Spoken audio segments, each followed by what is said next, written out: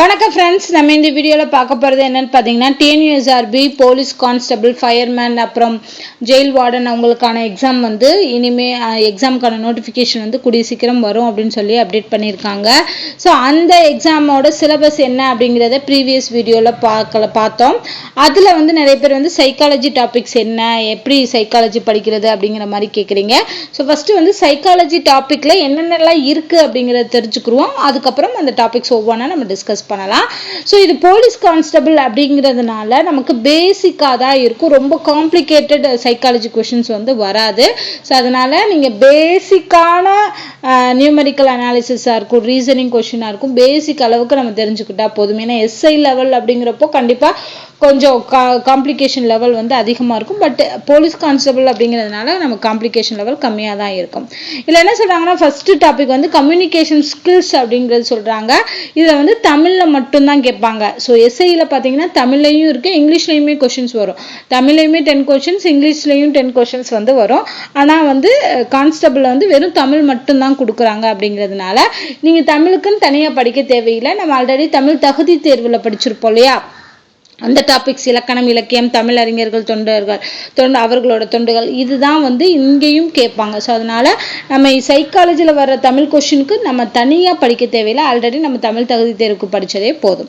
அடுத்துதான் நம்ம பார்க்க போகிறது ஆப்டிடியூட். ஃபர்ஸ்ட் பார்த்தீங்கன்னா நியூமெரிக்கல் அனாலிசிஸ் அப்படிங்கிறது மேக்ஸ் கொஷின், ஓகேவா. ஆப்டிடியூட் ரிலேட்டடான கொஷின்ஸ் தான் வரும். அதில் பார்த்தீங்கன்னா பேசிக்கான டாபிக்ஸ் தான் நம்ம ஆல்ரெடி சின்ன வயசுலேருந்து படிச்சிருப்போம் இல்லையா, அந்த பேசிக் டாபிக்ல இருந்து தான் கொஷின் வரும். ஃபர்ஸ்ட் பார்த்தீங்கன்னா HCF அண்ட் LCM, மீச்சிமா மீப்பேவா அப்படின்னு சொல்லுவோம் இல்லையா, அது. அப்புறம் சராசரி ஆவரேஜ்லேருந்து கேட்பாங்க.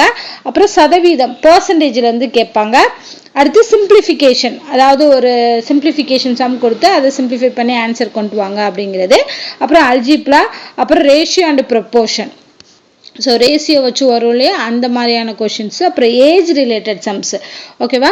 அப்புறம் சிம்பிள் இன்ட்ரெஸ்ட், காம்பவுண்ட் இன்ட்ரெஸ்ட்டு, அப்புறம் டைம் அண்ட் ஒர்க்கு கேட்பாங்க, டைம் அண்ட் டிஸ்டன்ஸ் கேட்பாங்க, ஏரியா அண்ட் வால்யூமில் இருந்து கொஷின் வரும், ப்ராபபிலிட்டி அண்ட் ஸ்டாட்டிஸ்டிக்ஸ்.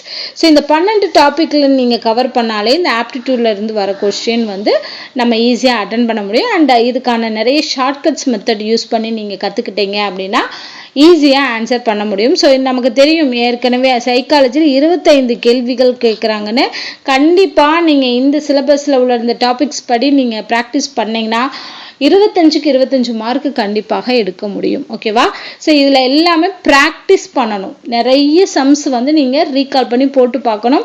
ஃபஸ்ட்டு அதில் உள்ள மெத்தட் என்ன, அதில் எப்படி ஷார்ட்கட்ஸ் யூஸ் பண்ணலாம் அப்படிங்கிறத தெரிஞ்சுக்கிட்டு ப்ரீவியஸ் இயர் கொஷின்ஸ் எல்லாத்தையுமே நீங்கள் சால்வ் பண்ணி பார்த்தாலே நியூமெரிக்கல் அனாலிசிஸில் ஈஸியாக மார்க் எடுத்துடலாம். அடுத்து பார்த்தோம் அப்படின்னா logical analysis and mental ability, இது வந்து ரீசனிங் டைப்பில் வரக்கூடிய கொஷின். ஸோ இதில் வந்து நம்பர் சீரிஸ் கேட்பாங்க, அனலாகி கேட்பாங்க. அனலாகினா என்ன, இப்போ இது ரெண்டையும் கம்பேர் பண்ணிட்டு அதை வச்சு இன்னும் 2 வார்த்தைகளை கம்பேர் பண்ணுறது, ஓகேவா. ஸோ இதில் நம்பர் அனலாகி கேட்கலாம், ஆல்ஃபபெட் அனலாகி கேட்கலாம், இல்லைன்னா ஆல்ஃபா நியூமெரிக்கல் அனலாகி கேட்கலாம், இல்லைன்னா வேர்ட்ஸ் அனலாகி கேட்கலாம், எப்படி வேணாலும் கேட்கலாம். அடுத்து கோடிங் அண்ட் டீகோடிங்னா என்ன, இதுக்கு இது அப்படின்னா அதுக்கு என்ன, அந்த மாதிரி கோடிங் வச்சு கேட்பாங்களே அது வந்து கேட்பாங்க. அப்புறம் டைரக்ஷன், திசைகள் வச்சு கேட்கக்கூடிய சம்ஸ். பிளட் ரிலேஷன்ஸ், இவனோட அம்மா வந்து அவளுக்கு தங்கச்சி அந்த மாதிரி கொடுப்பாங்க இல்லையா, ஸோ உறவுகள் வச்சு கேட்கக்கூடியது. அப்புறம் வென் டயக்ராம், ஸோ வென் டயக்ராம்ங்கிறது இது இந்த மாதிரி கேட்பாங்க இல்லையா, அந்த மாதிரி கொஷின்ஸ் வந்து கேட்கலாம். ஆர்டர் அண்ட் ரேங்கிங், அதாவது ஒருத்தன் இவனை விட டாலாக இருக்கான், இவனை விட குள்ளமாக இருக்கான், அந்த மாதிரி கேட்கலாம். இல்லைன்னா இவன் நடுவில் உட்காந்துருக்கான், இவன் அந்த சைடு உட்காந்துருக்கான், அந்த மாதிரி ஆர்டர் அண்ட் ரேங்கிங்கில் கேட்கலாம். ஆட் ஒன் அவுட், இந்த நாளில் எது வந்து தனித்து இருக்குது அப்படிங்கிற மாதிரி கேட்பாங்க. அடுத்து சீட்டிங் அரேஞ்ச்மெண்ட்னா ஒரு ரோல உட்கார வச்சு கேட்கலாம், இல்லைன்னா ஒரு ரவுண்டு டேபிளில் இவங்களுக்கு அடுத்து இவங்க உட்காந்துருக்காங்க அப்படிங்கிற மாதிரி கொஷின்ஸ் வரலாம். ஸோ இதுதான் சீட்டிங் அரேஞ்ச்மெண்ட். அப்புறம் clock and calendar, clock sum கேட்கலாம். கேலண்டர் சம்க்குலாம் நிறைய ஷார்ட்கட் வந்து நம்ம சேனல்லே கொடுத்துருக்கோம். ஸோ அந்த கேலண்டர் சம்ஸில் எப்படி ஷார்ட்கட் யூஸ் பண்ணுறது அப்படிங்கிறத பார்த்துக்கோங்க. அடுத்து டிக்ஷனரி ஆர்டர், அல்ஃபபெட்டிக்கல் ஆர்டரில் இருக்கிற மாதிரி வேர்ட்ஸை வந்து அசைன் பண்ணுங்க அப்படின்னு கேட்கலாம். டைஸ், பகடை சம் வரலாம். பசில்ஸ், புதிர்கள் கணக்கு. மிஸ்ஸிங் ஃபிகர்ஸ், இப்போ 3 ஃபிகர் கொடுத்துட்டு 4வது ஃபிகர் என்ன வரும் அப்படிங்கிற மாதிரி கேட்கலாம்.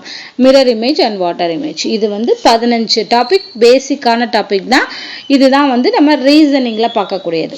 அடுத்தது வந்து இன்ஃபர்மேஷன் ஹேண்ட்லிங் ஸ்கில்ஸ் அப்படிங்கிறதுல வந்து இந்த சார்ட் வச்சு படம் கொடுத்து அது கீழே 4 கேள்வி 3 கேள்வின்னு கேட்பாங்க.